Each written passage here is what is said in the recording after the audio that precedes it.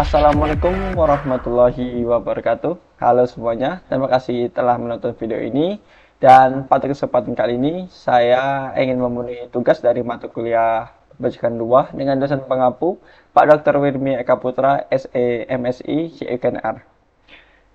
Sebelum masuk ke materinya, perkenalkan nama saya Alhamdulillah Priyono dengan NIM akhir 046. Dan pada kesempatan kali ini, saya akan ingin membagikan materi atau membagikan hasil dari searching saya tentang PPH badan. Adapun isi pembahasan pada kesempatan kali ini, yang pertama itu adalah subjek PPH badan, yang kedua objek PPH badan, yang ketiga norma perhitungan PPH badan, dan yang keempat tarif PPH badan. Baiklah, sebelum masuk ke pembahasan isi materi, marilah kita ketahui apa sih PPH badan itu. Pajak badan atau pajak penghasilan badan yang biasa disebut PPHB adalah pajak yang dikenakan kepada suatu usaha yang sudah terbentuk atau berbentuk badan. Banyak pemilik usaha yang belum mengetahui kewajibannya untuk membayar pajak badan usaha. Pembahasan pertama yaitu adalah subjek dari PPH badan. Pengertian subjek. Subjek PPH badan merupakan badan usaha yang diberikan kewajiban untuk membayar pajak dalam periode bulan atau tahun dan disetor ke kas negara. Subjek badan, Undang-Undang Ketentuan Umum dan Tata Cara Perpajakan atau UU KUP. Di sini, badan usaha menjadi subjek atas pajak penghasilan badan. Contoh subjek, ada badan berupa firma, ada PT, ada CV, ada BUMN, ada BUMD, ada koperasi, ada BUT atau BUT, ada dana pensiun, dan terakhir yaitu yayasan. Yang kedua ada objek PPH badan. Objek PPH badan adalah penghasilan yang diterima atau diperoleh badan. Penghasilan sebagai objek PPH dalam pasal 4 ayat 1 Undang-Undang PPH diantaranya 1. Laba usaha, kedua royalti, ketiga hadiah atau penghargaan, yang keempat selisih kurs valuta asing, yang kelima penghasilan usaha syariah, yang keenam ada dividen, yang ketujuh keuntungan penjualan ataupun pengalihan harta, yang kedelapan ada sewa, yang kesembilan ada bunga, diskonto, premium imbalan atas pengembalian utang, kesepuluh penghasilan terkait pemanfaatan aset selain tanah maupun transfer jasa juga bangunan, yang kesebelas surplus Bank Indonesia. Yang ketiga ada norma perhitungan PPH badan.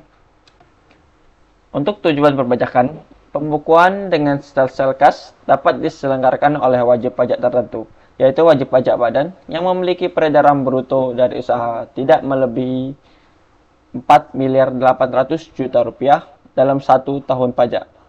Sel-sel kas merupakan suatu metode penghitungan yang didasarkan pada transaksi secara tunai dengan ketentuan penghasilan diakui apabila telah diterima secara tunai dalam suatu tahun pajak.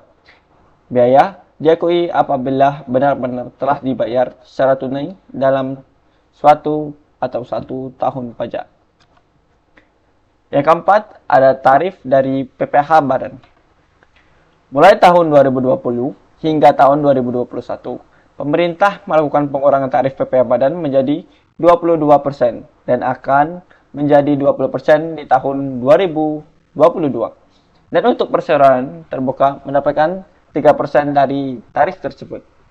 Pertama, penurunan tarif PPH badan untuk perusahaan TBK atau perusahaan terbuka. Berdasarkan tarif umum PPH badan sebesar 25%, terdapat penurunan tarif dengan ketentuan khusus sebesar 5%.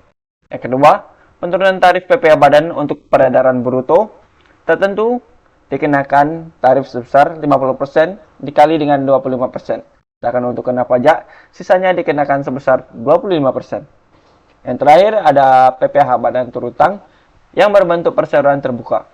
Untuk wajib pajak yang berupa badan dan berbentuk perseroan terbuka atau PT, akan mendapat penurunan tarif PPH sebesar 5% yang lebih rendah. Kesimpulan yang kita dapat dari pembelajaran pajak penghasilan badan adalah pajak yang dikenakan atas penghasilan yang diterima oleh wajib pajak badan dalam suatu tahun pajak. Subjek PPH badan merupakan badan usaha yang diberikan kewajiban untuk membayar pajak dalam periode bulan atau tahun dan disetor ke kas negara. Subjek Badan Undang-Undang Ketentuan Umum dan Tata Cara Perpajakan, contohnya PT, CV, BUMD, BUMN, dan lainnya. Objek PPh Badan adalah penghasilan yang diterima atau diperoleh Badan. Penghasilan sebagai objek PPh dalam pasal 4 ayat 1 UU PPh, contohnya laba, usaha, royalti, dividen, dan lainnya.